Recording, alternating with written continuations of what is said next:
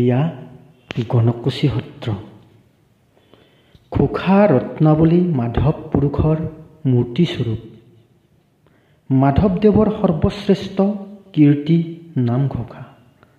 মাধৱদেৱে তেওঁৰ গোটেই জীৱনত সঞ্চয় কৰা জ্ঞান, সম্পদ আৰু বিচাৰবোধ এই ঘোষাশাস্ত্ৰত উজাৰি দিছিল।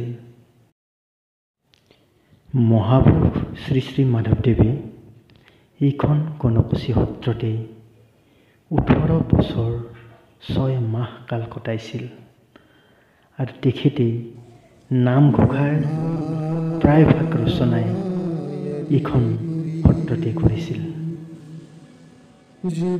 মহাপুৰুষ শ্ৰীমন্ত শংকৰদেৱৰ অদ্বিতীয় শিষ্য মহাপুৰুষ শ্ৰী শ্ৰী মাধৱদেৱ আছিল ইহাতে অতি ওখ খাপৰ কবি, সাহিত্যিক আৰু আনহাতে আছিল সৃষ্টিশীল চিন্তাৰ অধিকাৰী, সুদক্ষ কলাকাৰ, পণ্ডিত, শিৰোমণি, আনপিনে ৰসিক ভক্ত শিৰোমণি। মহাপুৰুষ শ্ৰীমন্ত শংকৰদেৱৰ আজ্ঞা অনুসৰি মহাপুৰুষ শ্ৰী শ্ৰী মাধৱদেৱে জীৱনৰ শেষ কালডোখৰত নামঘোষা ৰচনা কৰিছিল।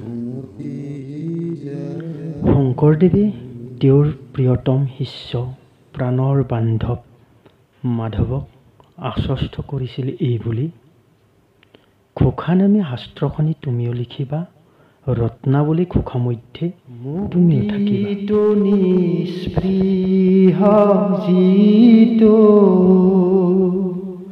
হেহি ভকত ৰসময়ী মাগো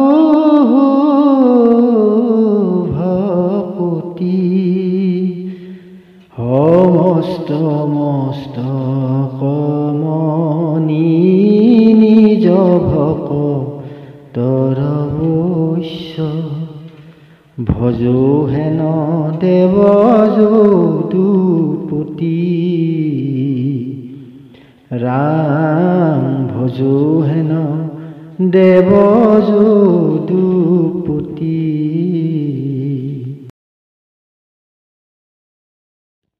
যাৰ ৰাম কৃষ্ণ নাম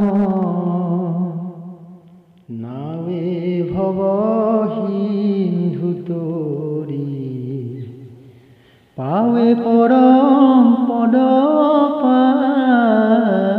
পাপীযত